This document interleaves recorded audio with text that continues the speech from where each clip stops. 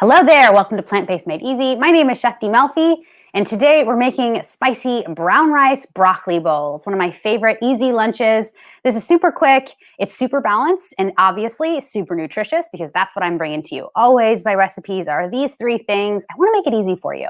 I wanna make plant-based cooking like super simple so that not only you'll love it because you're curious about plant-based eating or you're fully plant-based, but your family members and your loved ones will too. I promise you that. So let's get right into the recipe.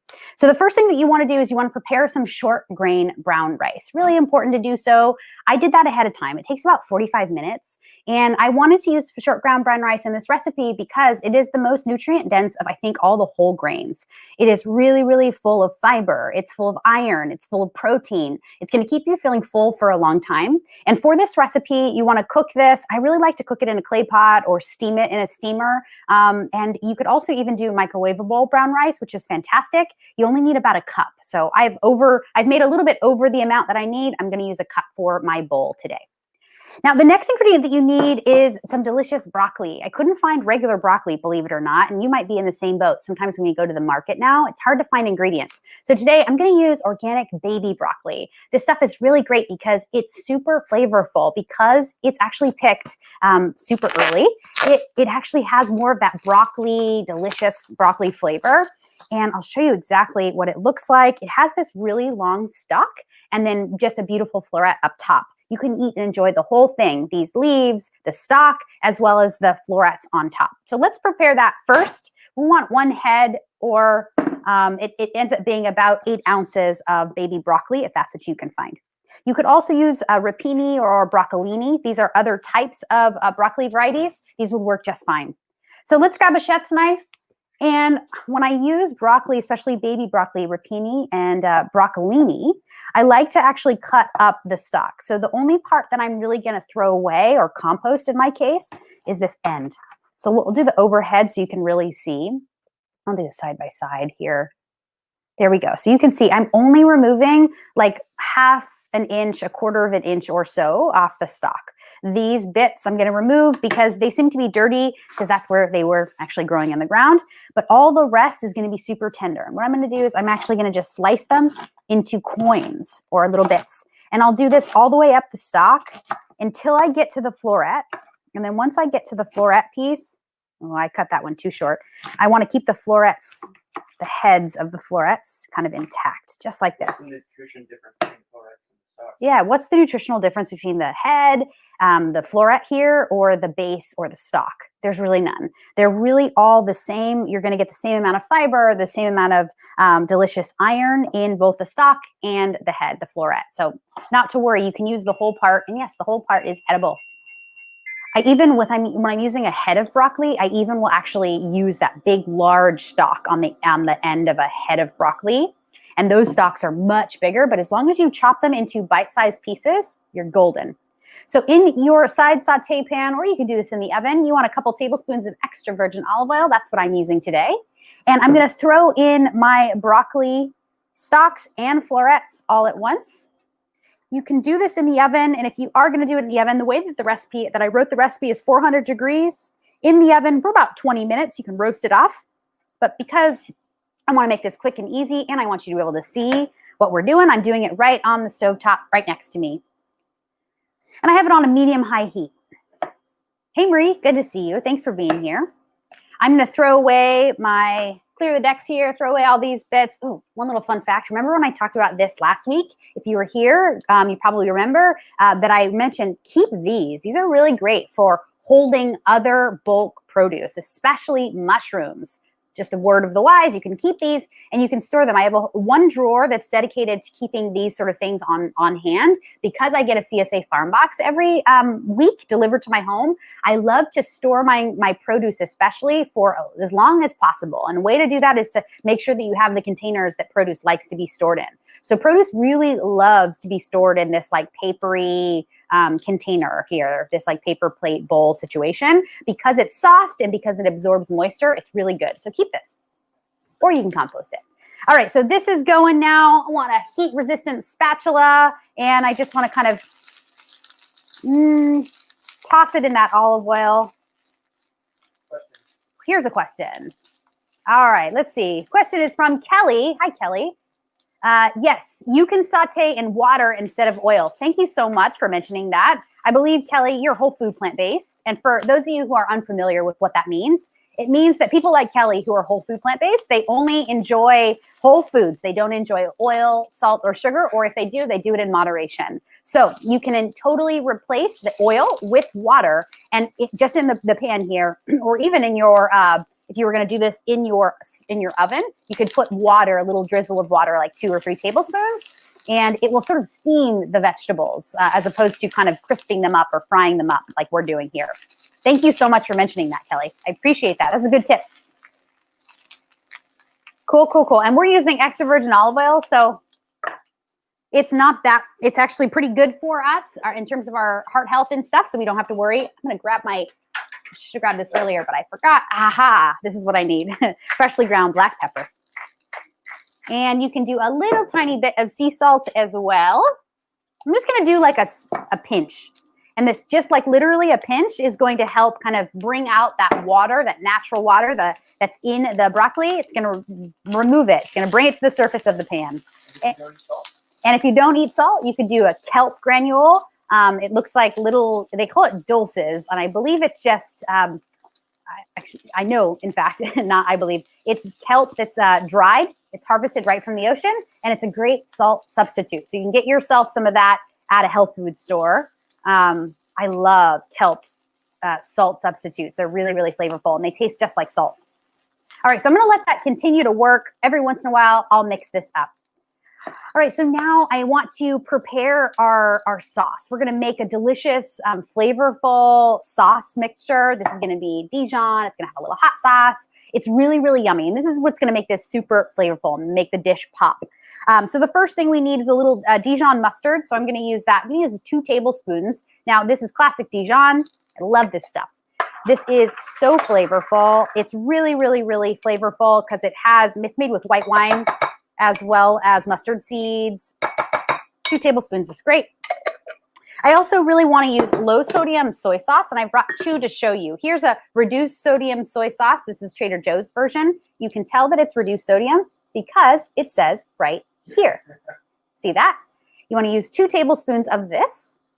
And if you can't have soy, let's say you are gluten intolerant, you want to replace soy sauce because it does contain gluten with tamari, and that is a different kind of soy sauce, a version of soy sauce that is gluten-free. Or what you can use is this stuff. This is my second alternative that I wanted to show you, organic coconut aminos. This stuff tastes just like soy sauce, but it's a little sweeter, and it's totally gluten-free. How do I know? Because it says right here, gluten-free. It also says USDA organic, and it also has this little beautiful symbol, which shows that it is globally, internationally organic, as well as kosher. Anything else? All right, and a nice coconut. This is from the coconut sap. It's really, really wonderful. Like I said, it has a sweeter flavor, but it's really great. All right, so we've got in here the Dijon, 2 tablespoons of the Dijon, 2 tablespoons of the soy sauce, low sodium, because we really want to remove as much sodium from our diet as we can. It's really going to help us feel a lot better. Sometimes when we overdo it on the salt, we seem to feel a little lethargic, just tired all the time. Maybe we're a little irritable, we're thirsty. So keep that in mind. Now, the next thing I want is some hot sauce. This is the jalapeno hot sauce that I really like. It comes from Yellowbird. I'm going to use a teaspoon of this. This is totally optional, and it's totally your preference how much you want to use. But this is going to balance it out, just about a teaspoon. How people will get that recipe? Aha, if you want this recipe, then you can simply download this month's cookbook, you guys. It's called Plant-Based Made Easy, August 2020. Let me show you what it looks like. I'll show you the cover page. I made a little book for myself. I printed it out. Here it is. This is the book, Plant-Based Made Easy. This is a month-long cookbook of recipes. It's going to give you breakfasts, lunches, dinners, sweets, snacks, and staples, and a whole lot more. The essence of what I want you to know about this book is not only are the recipes really, really great, and you don't have to take my word for it. You can ask anyone that's making these recipes now. We're getting a lot of great response from the recipes. But people that are even not plant-based will love the food. So I've made these recipes easy. I want you to be able to cook these things really with not a lot of time, not a lot of effort. I call these recipes fuss-free. It's really, how do you get food on the table that your whole family will love, that all of your loved ones will enjoy? How do you shop at the grocery store and make it simple? In my cookbook, I've also included a weekly grocery list so that you can actually buy everything at the market that you need for an entire week's worth of food. It's really, really great. All right, so now I'm gonna use a little bit of sweetener in my sauce, maple syrup, a quarter teaspoon, like just a dab. That's it. And this is just gonna balance it all out. And then I'm gonna mix this up. This sauce is so good. It's like sweet, spicy. It's got that like umami flavor, and that comes from the soy sauce or the coconut aminos. Oh, it's so yummy. It's so thick. It goes great. All right, this is nearly there. The broccoli is looking good too. I want to taste a piece just to see, is it done? All right, so I can see here, there's like brown bits. Do you see that? Yeah, I'll let the camera. Okay, so I just want to taste to make sure that it's completely tender.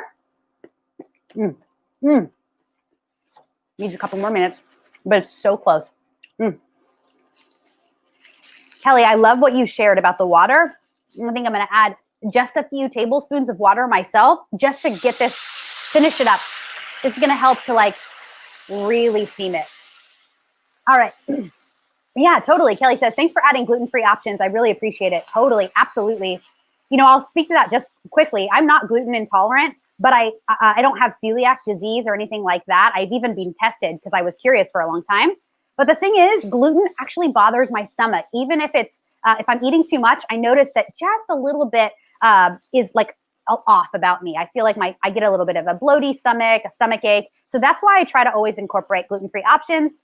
I think it's kind of cool to kind of read your body, to get familiar with the foods that we eat, to make sure that what we're eating is, you know, what you're eating actually works for your body. So when you eat something, take a little like track in your brain. How does this make me feel right after you eat it? And then 2 hours after you eat it, like how does it truly make you feel, the food that you eat? Track that. And then if you need to make changes along the way, notice you might want to like remove some gluten. Do you feel better? You might want to remove salt from your diet. Do you feel better? Remove sugar, remove oil, and so on and so forth. So you get what I'm saying. All right, and now this broccoli is totally done. I'm going to just test it one last time. I'm going to take my chef's knife and just, yeah, it's tender. I can tell it's going through these stalks. It's perfect. Okay. I like to keep my broccoli a little bit al dente, which in Italian means to the tooth. And that means it's going to have a little bit of that crunch, but it's definitely going to be steamed and tender, but it's not going to be overly steamed. There's nothing worse than like having vegetables that are completely wrecked. Like they've gone way too far in the saute pan or way too far in the oven. How do I know? Because I'm the one who often overcooks the vegetables if I'm in a hurry. So I want to make sure that if I can, the perfectly cooked vegetable is al dente. All right, so this is perfect. And now the last thing that I need is to kind of mix everything together in the sauce. So I'm going to do that now. I'm going to add 1 full can of chickpeas or garbanzo beans. And I took these, I rinsed them, I drained them, and I rinsed them to remove about 30% of the sodium. Just a regular old can of organic garbanzo beans. Yes, they are organic. You can see the little label there. And did you know that rinsing and draining your garbanzo beans, we're going to give you about, it's going to release about 1/3 of the sodium. That's a whole lot. So throw in the beans there, throw in a cup of your brown rice. And I'm going to measure this. I really do want to measure it because I want to make sure that I'm getting kind of everything. And then your broccoli as well. Let me just mix this up first. Ah, yum. Now, this is such a balanced dish, like I said, and the reason it's so balanced is because it contains both the brown rice, which is going to give you all that fiber, all that protein, as well as the chickpeas, which are also going to give you a ton of fiber and protein. Really, really good. And then I'm going to add the broccoli. Perfect. Give this a mix. And I like to have all of the ingredients go into the sauce and then mix it all together. I don't want to build this on the plate or the bowl and then add the sauce because then you end up getting it like kind of under seasoned. But I want this broccoli especially to be well seasoned with all of it. I want a little Dijon, a little hot sauce, a little soy in every bite. What about the syrup? I put the maple syrup in the sauce. Remember, it's just a splash. It's like a quarter of a teaspoon. That is optional though. If you want to really remove all of the sugary ingredients in these recipes, go for it. You can absolutely do it. It would still be delicious. It's not going to be as sweet, but it's going to be yummy nonetheless. So this looks fantastic. Now I'm going to serve it up. You guys, as I'm just finishing up, I just want to say I'm so excited because today we reached finally a milestone. We have 500 members in our Plant-Based Made Easy Facebook group. This is a huge milestone. So I'm very excited about this. Thank you for joining us. If you have joined us already, you're in our Facebook group. And if you haven't done so already, please consider joining us. It's really a fun community. It's a global community too. People from all over the world. It's making me really happy. So thank you for coming and joining us into the conversation here at Plant-Based Made Easy inside of our Facebook group, as well as on this daily live show. All right, so we've got this amazing brown rice broccoli bowl. I lost a few pieces of chickpea. Get that back in. Will you just take a moment and look at how delicious this is? Give your food a little gratitude before you dive in. I didn't do a bite yesterday, but I think I need to take a bite today. And I want a little bit of everything, some chickpeas, some broccoli, some rice. Here we go. Oh, man. Killer. So good. So easy, right? You guys, please consider downloading this cookbook. It's so fun. I really want you to enjoy the cookbook and all the recipes within. I'm going to be using the cookbook as the companion for all of the recipes that I'm making here at Plant-Based Made Easy every day, Monday through Friday, right here on the live stream. Thank you so much for joining me today. Questions. Oh, let's do some questions. All right, let's not wrap up quick. Couple more questions. Comment from yesterday. Yay! All right, this is from Don J. I think I'm pronouncing your name probably incorrectly. Apologies. Going vegan soon. Loved your pancakes. Can't wait to try chickpeas. Absolutely, try it. I think that you're gonna love this. I can see that there's someone special in your photo, your profile photo. Try this for your family. Try this for your friends, you guys, because these recipes are for everyone. So I'm so glad to hear, Don J, that you're just now trying to go vegan, trying to go plant-based. Awesome. 2 thumbs up. If I had more thumbs, I would give them to you. Try this one because this one's really easy and it's really great. This is like one of these classic recipes that you will probably have in your weekly repertoire forever because it's that yummy. Thank you for that. Here's another question from Marie. How does brown rice differ from white rice nutritionally? Great question. White rice is really interesting. It's one of these things that in the nutritional science space, we have been yet to sort of identify. Why do some cultures really thrive off of white rice and some cultures really thrive off of brown rice exclusively? It really has to do with the gut microbiome. There's no way to say that a food is either good or bad. One of the best ways that I've ever heard someone talk about comparing foods is that if we think about food, one of the great things about food is that food is not good or bad. There's no value judgment about any food. Really, it's all about, can a food choice be better than what you're comparing it to? So in terms of white rice and brown rice, white rice is not as good as brown rice. Brown rice is going to be better than white rice. And the reason being is because brown rice contains the bran and the germ on the whole grain. White rice is processed to remove the bran and the germ, and sometimes even bleached, to make it actually white. Now, that's not to say that all white rice is processed, but some is for sure. Like, what is that? That rice that's in the package. I can't remember the name that they're changing. Anyway, like any of those microwavable rices, usually if they're white rice, they're considered overly processed rice. So you really want to opt in for the better choice, but your body's going to tell you what's the better choice. I can't tell you. I will just tell you that if you're comparing white rice to brown rice is going to be more nutritionally dense because it has more of that whole grain intact. I hope that answers your question. Final comment. Introvert, I love your name. Thank you. I love your recipe. Watching from Bangladesh. Holler from Bangladesh. Thank you. I appreciate you. Try this recipe, y'all. Enjoy this recipe. Share it with your family. Share it with your friends. Download the August 2020 Plant-Based Made Easy cookbook. I'm really happy to have you all here. Thank you so much for spending your afternoon with me. Have a wonderful rest of your day, and I will see you tomorrow. Peace out.